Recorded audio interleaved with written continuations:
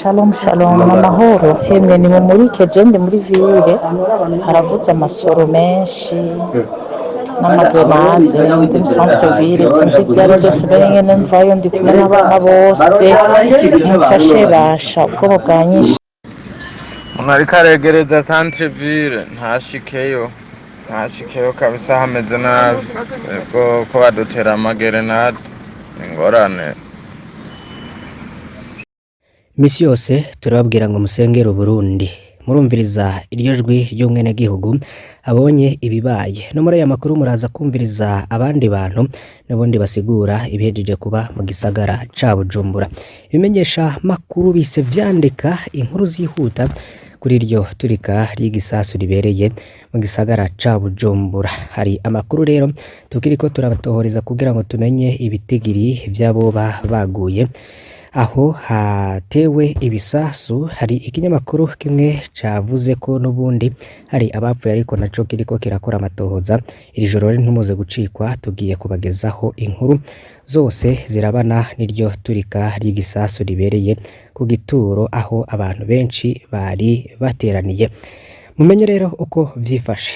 Reka rero tubagezeho ivyanditswe n'ibimenyesha makuru bigiye bitandukanye, hamwe no kuri Twitter abantu bariko barabigarukako, kandi muraza no gukurikirana yandi majwi y'abenegihugu basigura ivyabaye bejeje kuba mu masaha aheze yo muri uyu mugoroba mu gisagara ca Bujumbura. Ibintu ntivyoroshe rero. Reka dutangurire kuri ivyanditswe n'ikinyamakuru Iris News cagize kiti hari amagrenade ahejeje guterwa mu gisagara ca Bujumbura.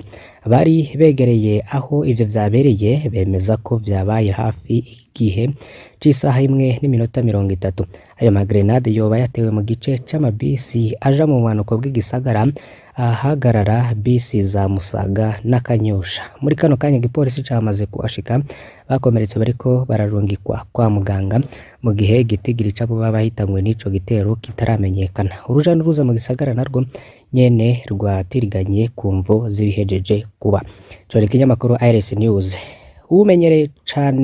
Umenyerewe cane ku rubuga rwa Twitter yitwa King Murundi yagize ati umutekano kuri iyi saha 1:30 mu gisagara ca Bujumbura hagati, abagizi ba nabi bahejeje gutera amagrenade mu banyagihugu bari batondeye imodoka kuri parking ya Gasenyi hafi yahoze soko nkuru ya Bujumbura. Abanyagihugu bakomeretse ni benshi nk'uko tubibwirwa n'abahari, bakomeretse bariko baranyarukanwa kwa muganga, harimwo abakomeretse cane urwamure rwinshi, abanyagihugu bariko biruka hirya no hino. Inkuru ibandanya. Yone King Murundi. Ikinyamakuru SOS Media co gihejeje kwandika mu rurimi rw'igifaransa kigira buti Bujumbura. Un grenade vient d'exploser sur la parking du centre-ville de Bujumbura en début de soir. Le bilan n'est pas encore communiqué. Les gens courent dans tous les sens, tout comme le véhicule, dit un témoin Burundi.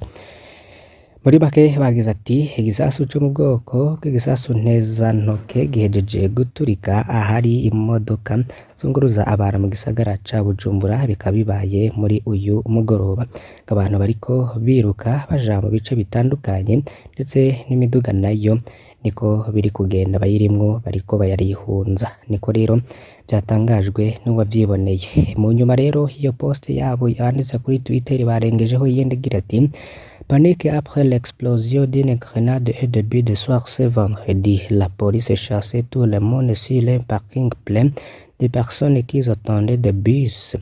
En vain, disait témoin Burundi. Bisiguye ko ngo hari ubwoba bwinshi nyuma y'iturika ry'igisasu cabaye muri uyu mugoroba kuri uyu wa gatanu.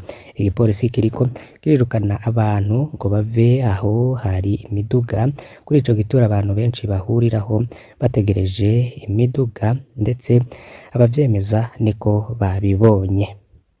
Abaje gutera grenade kabisa, abaje gutera grenade mu centre ville, abantu bategera amabisi baramaze abantu kwe gutera grenade kabisa.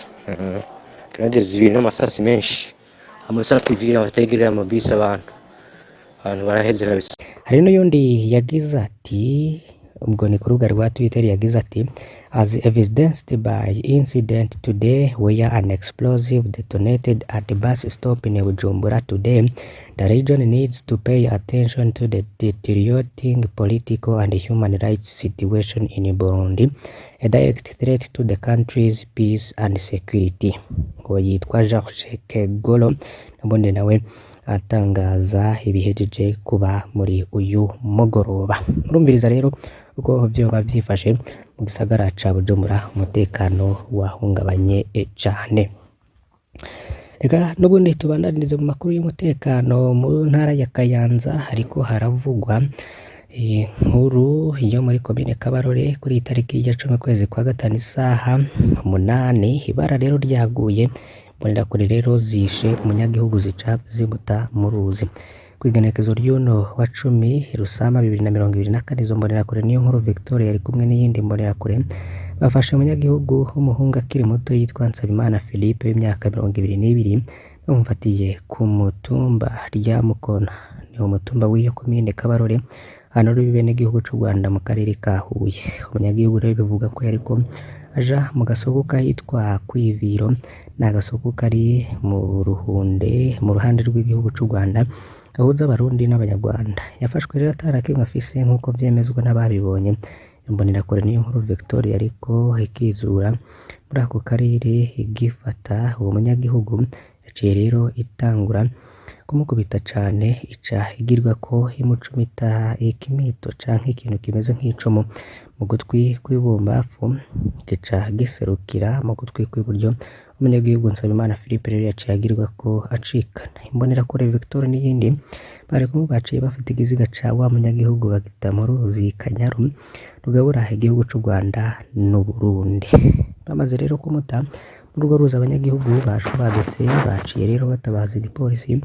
Imbonerakure zagerageje kwiruka ariko bazifashe zose uko ari zibiri. Ni Victoria ndetse no kubera rero agashavu abanyagihugu bagirayo batangure kwihanira, ariko abapolisi banyarutse bahashika basukamwo mabisi. Abanyagihugu rero baciye bakura ikiziga c'umunyagihugu mu ruzi mu Kanyaru, yaciye rero bagitwara mu rukiro bw'ivuriro riri kuri uwo mutumba Centre de Santé rya Mukona. Gushika ubu rero agashavu ni kenshi cane muri abanyagihugu bo kuri uwo mutumba, basaba ko izo mbonerakure zociribwa urubanza rw'ikibiriraho. Umunyagihugu rero yagandaguwe akaba yavuka muri uwo mutumba nyene wa rya Mukona komine Kabarore. Tukaba rero hojeje umuryango hejeje kubura uwabo, Imana yakire Nsabimana Philippe ndetse uwo yakoze iryo bara nawe ahanwe hakurikijwe ingingo z'ubutungane, akubitwe intahe mu gahanga. Ikinyamakuru magazine Jimbere kandi candika ko mu ntara ya Gitega hatowe ikiziga c'umwana w'uruyoya ku mutumba Mugutu aho cari coronekaye. Ico kiziga c'umwana w'uruyoya catowe kuri uyu w'icenda ukwezi kwa gatanu 2024 mw'ishamba ryo ku mutumba Mugutu muri komine Gitega, aho cari kimaze kononekara. Gushika ubu ntawe uramenya wataye urwo ruyoya. Abajejwe intwaro kuri uyo mutumba bavuga ko ari irya mbere habonetse ibara nk'iryo kuri uyo mutumba, bakaba bahanura bene gihugu kuvyara bakarira bakirinda akabi nkako, bamenyesha kandi ko hariko harakorwa amatoza kugira aho wakoze ico kibi amenyekane. Niko rero boba banditse muri Jimbere magazine. Kindi rero banditse nuko ngaho zisoko nkuru ya Bujumbura hategekanywa kubaka inyubako z'akataraboneka mu Burundi. Mu nama cakiranganje kuwa 8 Rusama 2024 mu cakiranganje byajejwe harimo inyubako irashikirije urwandiko rwerekana amashusho y'intangamarara y'inyubako y'ikibanza kiri ahazi isoko nkuru ya Bujumbura, rishikiriza uburyo bubiri iyo soko yo kubakwamwo. Cambere mu buryo bwa mbere yerekanye hariho uburyo bwo kubaka inyubako amahero y'ubudandaje, ingoro y'amakoraniro yojamwe abantu bagera ku 3,000, ihoteli nziza nini yo ku rugero bita 5 étoiles mu Gifaransa. Uburyo bwa kabiri nuko iyo soko yoba yubatsemwo inyubako nini cane igabuyemwo gatanu, igorofa nini igeretse incuro 30, harimwo n'amamangazini 3,000, ingoro y'amakoraniro yo kwakira abantu 1,000, hoteli nini cane hamwe n'ibindi. Maze kwerekana urwo rwandiko ari nama cakiranganje yashikirije ko hotegurwa igicapo cerekana iminara tatu nka za nyenyeri zitatu z'ibendera ry'igihugu nazo zigashikirizwa mu mezi atatu, hanyuma rero bagaca bihutira gusukura ico kibanza, kikaba ikibanza kigaragara no kurondera abahinga n'uburyo kugira ngo ibikorwa bikorwe iyo soko ibashe kubakwa. Mwomenya ko iyo soko nkuru ya Bujumbura yari yuguruwe mu mwaka w'igihumbi kimwe n'amajana icenda mirongo icenda na kane, mu mwaka wa 2013 irasha yose iratokombera.